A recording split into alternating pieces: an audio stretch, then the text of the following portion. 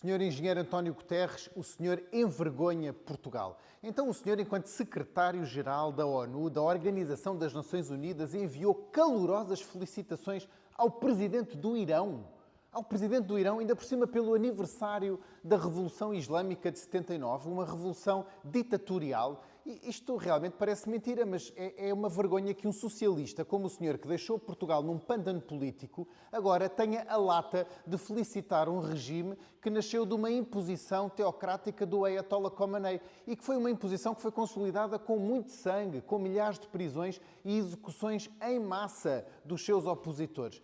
É que é preciso lembrarmos, estamos a falar de um regime que ainda agora, nestas últimas semanas, reprimiu os protestos populares com muita brutalidade. Nós vimos jovens nas ruas a pedirem liberdade e a serem mortos, mulheres a desafiarem a polícia moral e a serem mortas, cidadãos a exigirem dignidade e a serem mortos. A resposta deste regime é sempre chumbo, é prisões arbitrárias e são torturas nas prisões, pessoas a desaparecerem nas prisões. E agora, enquanto as mães ainda choram os seus filhos, enquanto os pais ainda procuram os filhos desaparecidos e as pessoas que desapareceram na cadeia, o senhor engenheiro António Guterres escreve uma carta de felicitações ao presidente do Irão. Isto é criminoso, isto é uma cegueira moral, isto é ter complacência com as ditaduras e é insultar as próprias vítimas.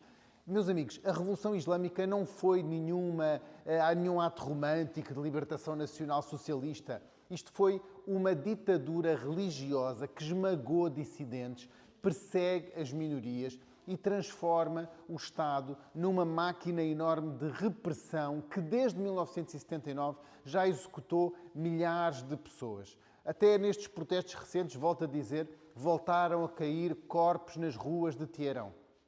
E a ONU, agora, pela mão do António Guterres, senhor engenheiro António Guterres, decide aplaudir esta data da origem do regime ditatorial.